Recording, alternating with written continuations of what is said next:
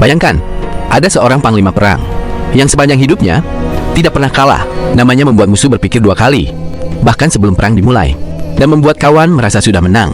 Dialah Khalid bin Walid. Di masa kepemimpinan Umar bin Khattab, namanya mencapai puncaknya. Ia adalah simbol kemenangan.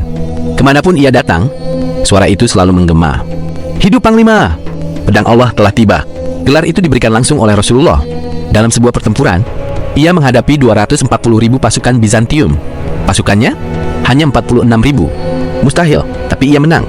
Ia ahli strategi, mahir senjata, tangguh di medan perang, dicintai sekaligus ditakuti, namun tetap lapang dada meski berada di puncak kejayaannya.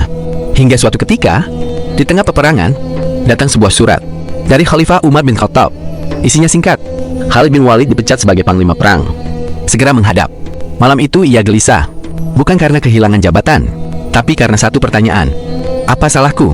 Sebagai prajurit yang taat, ia tetap menghadap. Setelah menyerahkan komando perang, sesampai di hadapan Umar, ia bertanya, Assalamualaikum ya Amirul Mukminin. Apa benar saya dipecat? Waalaikumsalam. Benar Khalid. Di hadapan Khalifah Umar, ia hanya ingin satu jawaban. Apakah ia bersalah? Apakah ia tidak mampu? Namun jawabannya justru mengejutkan. Ia tidak punya kesalahan. Bahkan, ia adalah panglima terbaik. Lalu kenapa ia dipecat? Dengan tenang, Khalifah Umar berkata, Aku takut manusia terlalu memujimu, dan dari pujian itu, kesombongan masuk ke dalam hatimu. Sedangkan Allah membencinya. Seberat debu saja kesombongan.